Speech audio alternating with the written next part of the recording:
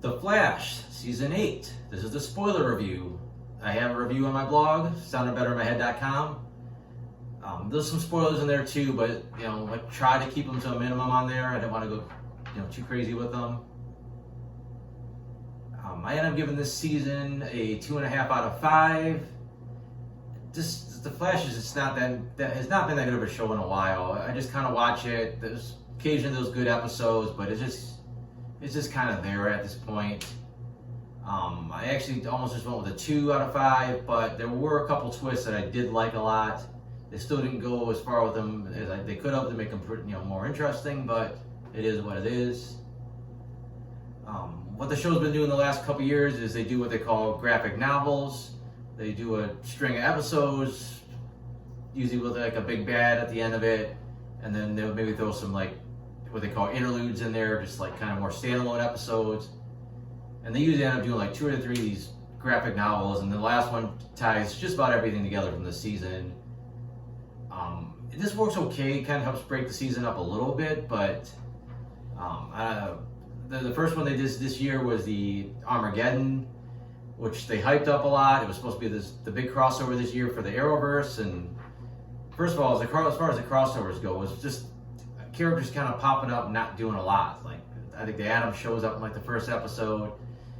Alex Danvers has a small cameo. Black Lightning has an okay, appearance, but none of them really got to do much. It wasn't like there was a really good, team up at the end with the Flash. They just kind of popped in and popped out. The storyline itself is just pretty mediocre. Despero, I don't know a lot about the character from the comics. On the show, he just looked corny. He's just this little skinny Irish dude with like a mohawk. It just did not seem intimidating whatsoever. When he powered up to try to look a little more like the comic book version of the character, it looked a little better. The CGI wasn't all that great. But just the story just didn't make a ton of sense. And it's like, he thought the Flash was going to destroy the world, and then he got to the point he believed the Flash didn't want to destroy the world and that he was a good guy, but he was convinced he was going to be corrupted. But instead of helping the Flash and trying to stop him from becoming evil, he doesn't do shit and just kind of sits back and waits till like it all goes to hell. The saving grace for this story arc was it was very brief, but they did was almost like a Flashpoint kind of a deal where Thawne changed the timeline, where he basically took Barry's place, and Barry was the bad guy, and Dawn was with Iris, and it was short, but it was kind of cool. It was a lot better than the half-ass Flashpoint they did previously. But like I said, they wrapped that up, and then the show went on a pretty long hiatus for a while. And even when it came back, they just did a couple more of those interlude episodes. So it was a pretty major kind of palate cleansing before they got back to like the main story. And then they came in what basically ended up being the Deathstorm storyline. That was kind of a slow start. There was a decent mystery to it, just kind of Black Flame killing people. Some of it didn't work. The side quest with Iris didn't work at all. The time sickness thing, okay, that's one thing, but she went to meet some new Meta, and then the Meta basically tried to kill her because she thought she killed her mom. And I don't know where that was supposed to go. It's not like the Meta would join the team later on, or just some kind of weird side thing, and Sue showed up for some reason. But again, the story eventually progressed to we did finally get Deathstorm. There were some hints to the Blackest Night, which is more of a Green Lantern storyline, but since we don't have a Green Lantern right now, it's nice to get it somewhere. They did a kind of a half-ass thing where dead characters showed up to kind of torment the heroes, which is a page out of the book from the Black Lantern stuff storyline. But instead of them being like Black Lanterns, they looked like themselves. Just they were evil. And the Deathstorm looked pretty cool. Again, there was a lot of CG. His whole story was trying to make Caitlin his like bride was kind of weird, but whatever. But again, that one kind of wrapped up a little too quick. But I said the Deathstorm thing was really cool. I've been wanting to see that version of Deathstorm for a long time. So that's one of the things that got the show a higher grade to me, just because of that reveal. Again, even though it's more of a Green Lantern story arc, but whatever at this point. And then a few more mediocre interludes, and the final story arc. again, this is the point where they start tying it all together. It really gets into Iris's time sickness. We get, somehow for the millionth time, Dawn shows up again, but not only you got the ones in prison from earlier in the season with no Speed Force, but you got a new version that's his original body that's kind of been more familiar to the Legends of Tomorrow fans, except now he has no memory, he's a good guy, and that was fine, but then it's like they did this really, really convoluted thing where it just ended up with him dying and being replaced by Dawn, and he got his powers back, and it was just, I don't know, it didn't feel like it really came together as well as they thought it would. This whole weird thing with like the Speed Forces, or the forces, but they were the negative forces, and instead of making them look different because they were evil, they just gave them like black eyes at some point. Like I think they should at least change their costumes later on, especially after they gave Dawn his own new improved costume. And they said that story kind of wrapped up almost too neatly. I know at one point they thought this was going to be the final season, so I think they were trying to wrap a lot of stuff up, but they did have enough time to throw some stuff out there for later. But I don't know. That was supposed to be the culmination of the whole season, and I didn't think it really was like a good payoff. They're just too many times going to that well with Reverse Flash, and I kind of wish they would have did something different at that point. It was kind of bad enough that they did them in the beginning, but at least it was kind of a nod to the Flashpoint. But then to bring him back again, I just think this was just overkill at this point. Character-wise, it's a Barry, again, he's just, one minute he's just an awesome superhero, the next minute he just makes some boneheaded mistakes. He just won't listen to people, and he does some dumb shit that gets him hurt. And then he eventually learns his lesson again, so he didn't have a ton going on. Like I said, Iris, at least they gave her that side story. It wasn't that great of a story. The Time Sickness was more like a plot thread instead of like a real story arc for her. But I said, she got a little something to do. Joe didn't get much to do at all. I think he had an episode or two where he had some stuff to try to do. I mean, they killed him off the first couple episodes and brought her back. I said Frost had a solid thing. She was growing. She had this relationship. Then they killed her off. Then they had this whole thing where Caitlin kind of goes off the deep end. I mean, between the two personalities, she had plenty of material to work with. That was fine. I don't know. She got this. She didn't learn a lesson from trying to bring Ronnie back, so I can't believe that she tried to bring Frost back at the end. We'll see where that goes. They may have created the third persona. Cecilia had a lot to do. They kind of amped her powers up, even though they took them back down at the end. She had some pretty solid moments where she was, she really cut loose with her acting, especially when she thought Joe was dead in the beginning. Chester didn't have a ton to do. Allegra had a couple of side stories. They really kind of they started pushing like they were going to have a relationship, then they pulled back on that a couple times. But I said there wasn't anything super interesting for character arcs. They were just kind of giving them stuff to do. And I said there wasn't a true big bad. I said we've seen Thawne a million times.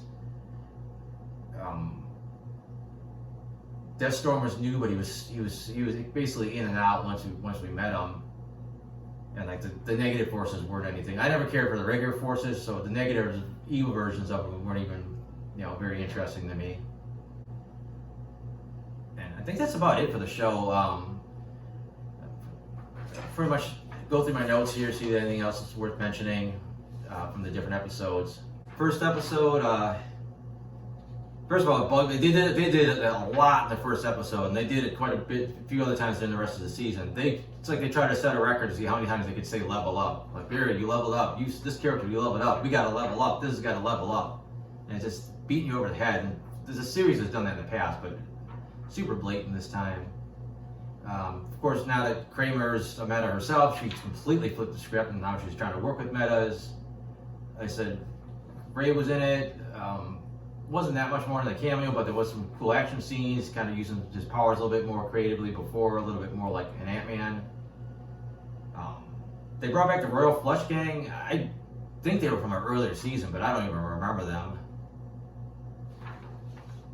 Second episode, there was this real corny moment where Despero's kind of telepathically showing him like, "Oh, I'm watching you." Like, yeah, no, this is cheesy.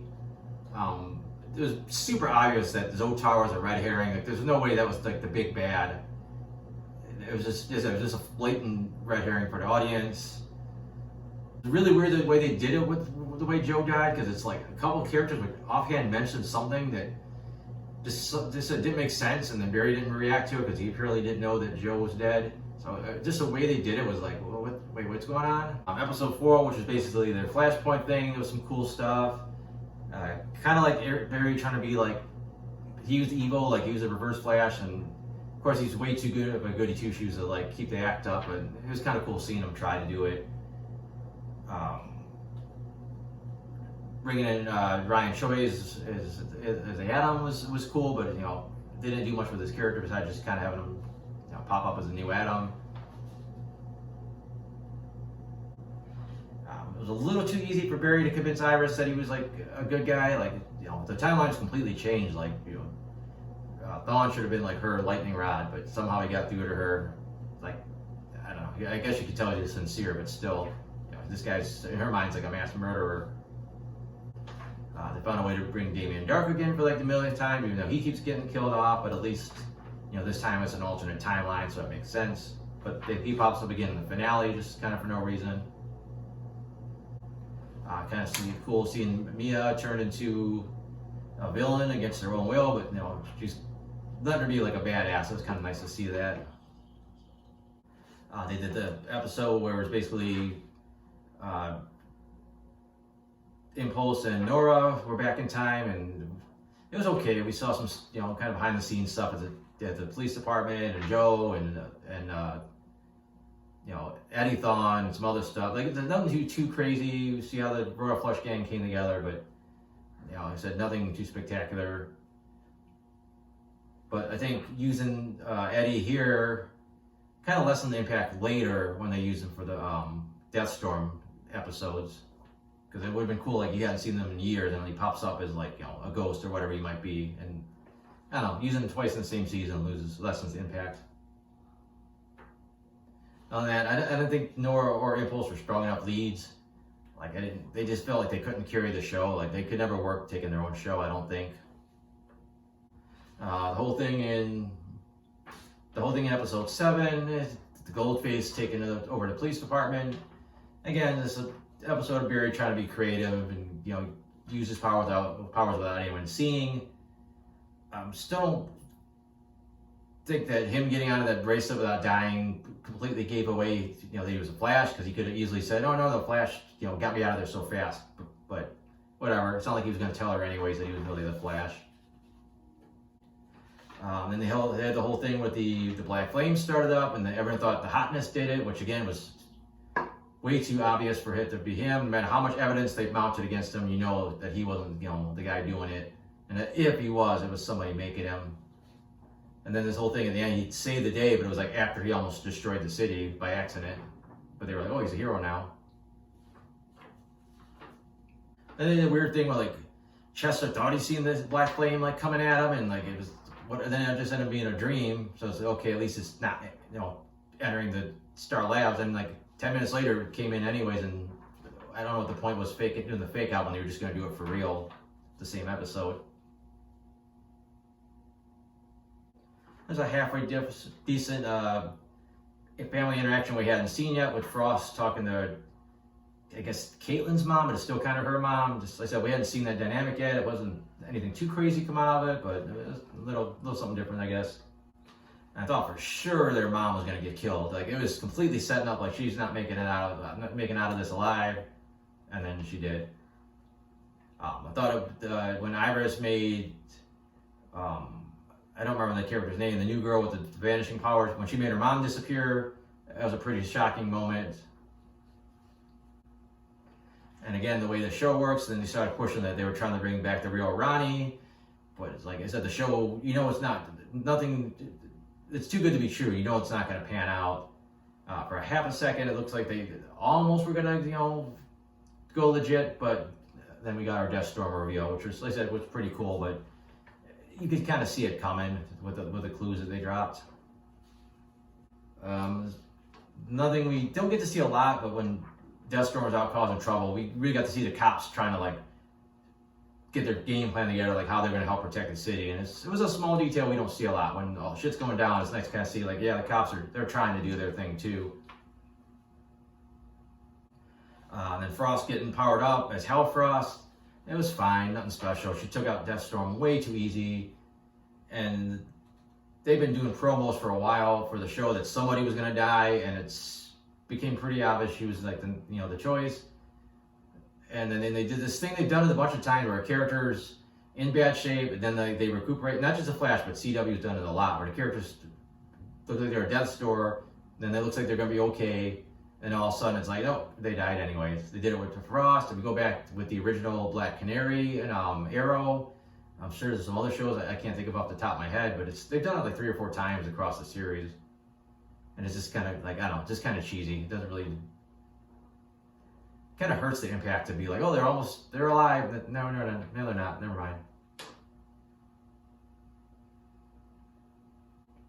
It was nice that they started setting Cecilia and Allegra into battle. They really need some kind of costumes or masks or something, but nice to see them getting a little more active with the fighting. Then it was okay, everybody kind of grieving with Frost's death. I didn't know what Barry was doing at first, so I realized he was doing her bucket list. I don't know how fast Caitlin got that lab set up, or how she got it set up so fast. It's like the funeral's over and then she's already got this whole thing set up to try to bring Frost back, which, like I said, was a horrible idea.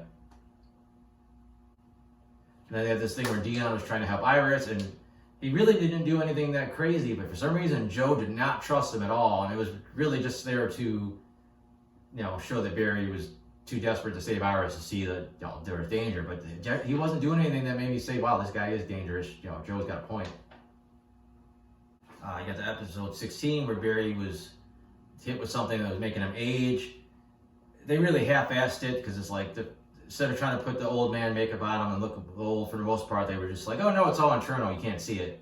There was some decent stuff in there, but again, Barry just not listening, and eventually, this time it worked out, but there's the whole thing about him losing his memory, and everyone's supposed to be sad that he was getting like Alzheimer's, but it's like, the way the show works, he's gonna be fine by the end of the episode. So I don't know, I just didn't get any emotion out of me at all from that. Also didn't like when they did when they were in the still force, and they also did this at the end when Iris was in the totem. They did this green glow for the one, like a white glow for the other one, which looked fine, but it was so blatantly, you just pretty much see fluorescent bulbs sitting there. Like, it wasn't like a filter, it wasn't anything like subtle. So like, yeah, we're just gonna put some big light bulbs up, and hopefully no one notices how much they stand out.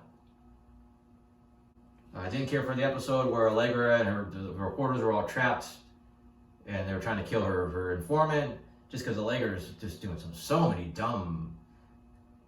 She's really bad at like trying to like cover her tracks of her being involved with Team Flash and some other stuff. And plus her criminal background, just so ridiculous amount of mistakes. Where like, this chick, if everyone gets killed, it's her fault, and it's all on her, and she kind of deserves it. And then she just like, oh yeah, I work with the Flash, and they were all back on her side. And then when Cecilia started powering up, I thought they were going to do something more with the Blackest Night, because she looked like she was seeing the emotional spectrum on people. Like, people that are afraid, you see yellow; people that are red, you see rage. And then she was manipulating. So once again, I thought that was going to tie back to Blackest Night somehow, but somehow it just ended up doing with all the forces, and it wasn't that great of a payoff to it. I never heard of Fast Track. I know apparently she's a comic book character. I thought the costume looked great until she put the mask on. I thought the mask looked god awful, but the black suit with the silver looked awesome. And again, bringing Thawne back for the millionth time.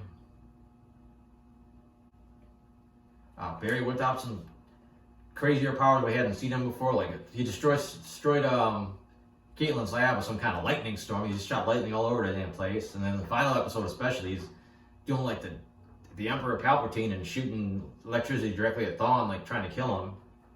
Like, usually when he wants to do electricity, he has to run and throw it like a bolt. Now he's just zapping people. And then Barry, actually, if you want to keep the Emperor Palpatine reference, then Barry at the end just kind of did the Jedi Master move and just kind of like calmed his mind and relaxed, and he was able to defeat Thawne. And after that, it was a pretty big reset. Like, Barry went back to normal. And I was kind of disappointed when he had all the the Speed Force powers or the Force powers. It was a decent fight between the two because they're basically both God mode. I wish they would have did a little bit more with it, but he should have got like a cool new costume, just at least for that scene. And then when he gave out the powers, go back to normal. But no, he went back to normal. Cecilia lost all her new powers, except now she has telekinetic, some kind of telekinesis power. Everybody went back to their timelines. The Fast Track lost her powers. Everything got kind of reset except both Thawns stayed dead. And at the end, they hinted that potentially looked like probably Cobalt Blue being a villain down the road.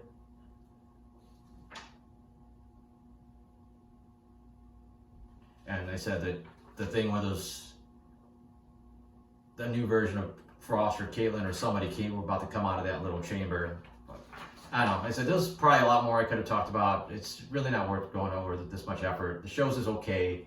If you gave up on watching it, there's really no reason to come back to watching it. Next season will probably be the last season anyways, and I wouldn't be surprised if it was a short season. But other than that, like I said, I got a little bit more structured version of this review. Still got some spoilers in it. That's on soundedbetterInMyHead.com. I got some other reviews on there. I got comic strips, so check that out, and thanks for watching.